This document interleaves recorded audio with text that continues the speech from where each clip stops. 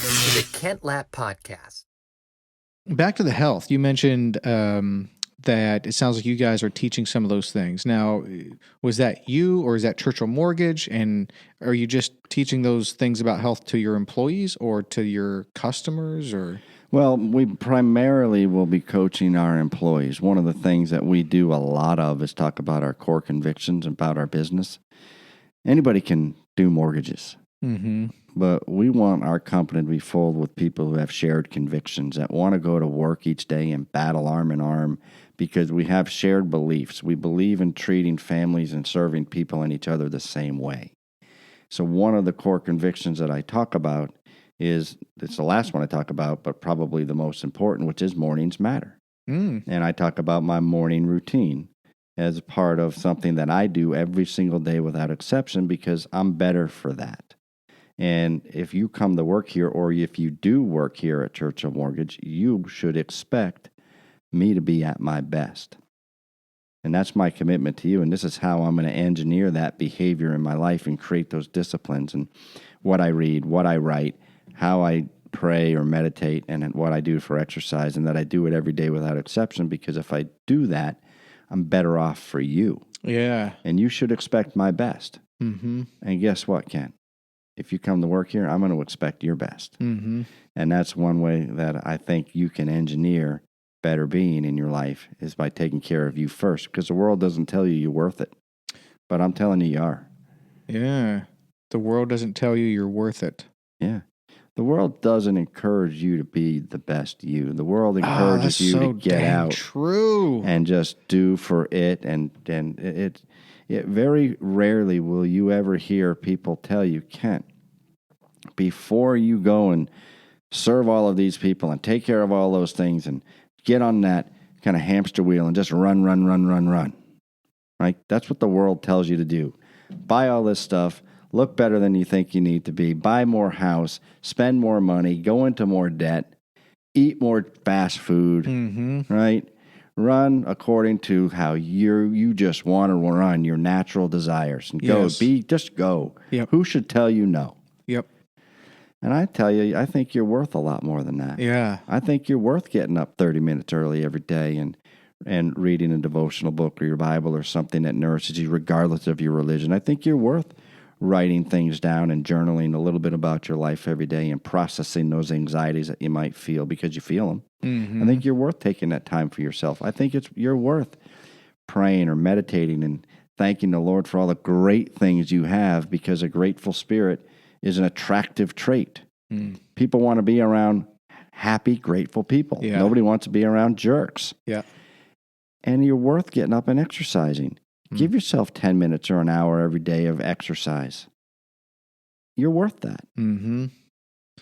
That's an interesting perspective. I don't think I've heard it put quite like that before with what the world is saying. And then here's what we're saying. I love that, because what I really like about that is there's something about, I don't know what the term is here.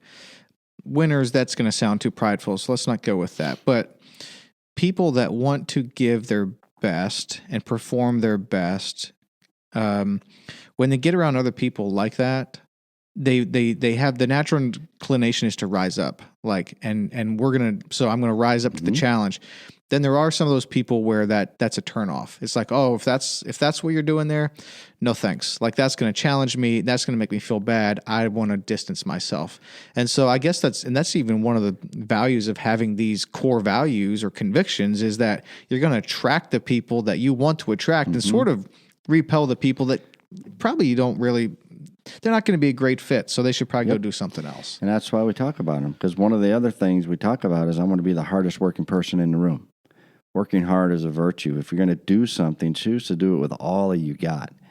Lazy people kind of suck. Yeah. And they suck you down with them. And I want to be known as the hardest working person in the room, but surrounded by others that want that also. Yes. And I think that when people are repelled by that, in many ways, not in all cases, but in many ways, because I'm not here to cast judgment, I think it's a confidence issue.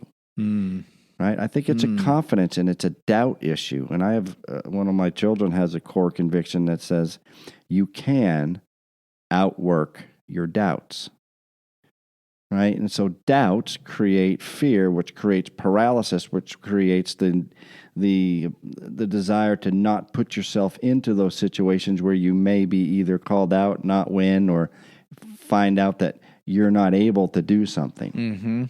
Well, it goes back to that last core conviction of mornings matter. If you get in a healthy, disciplined habit of caring for you first and creating those physical disciplines, Mm-hmm. guess what happens?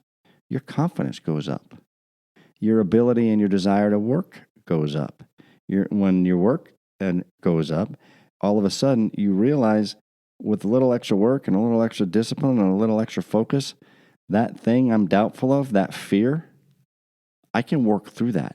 Yes. And if I work through enough of those, my confidence goes up. Yes. And all of a sudden I'm putting myself out there a little bit more. Yep. And it's just a healthy cycle. Yes. Of creating positive energy around you. And the other part of that is it does attract people. It attracts not just people, but with people, it attracts opportunity. Successful people are generally happy and grateful. They're not happy and grateful because they're successful. They're successful because they chose earlier on in their life to be happy and grateful and work hard. And that drew opportunities close to them, and they had the confidence to take advantage of those opportunities. I think this is a huge issue. I think this is what may seem like a small thing that it's like a small degree change over a long period of time makes a big, big difference. And this is what we're talking about, because the other side of it is you were talking about having fear and anxiety and then how that kind of spirals down. Well, it doesn't just stop at like no action. Like it goes into bitterness and cynicism and then just that loop that you can get stuck in. And then you're looking at other people that are successful and you're thinking that they are happy and disciplined because they are successful and you're not. And so then that you just would never try to get there and you sort of harbor that against them or hold that against them. I mean, I've even had some of these thoughts myself in the last 15 years, and so, but man, just starting somewhere and doing something positive and building on that and just kind of getting some momentum going in a positive direction that can make a big difference over a long period of time. Can make all the difference.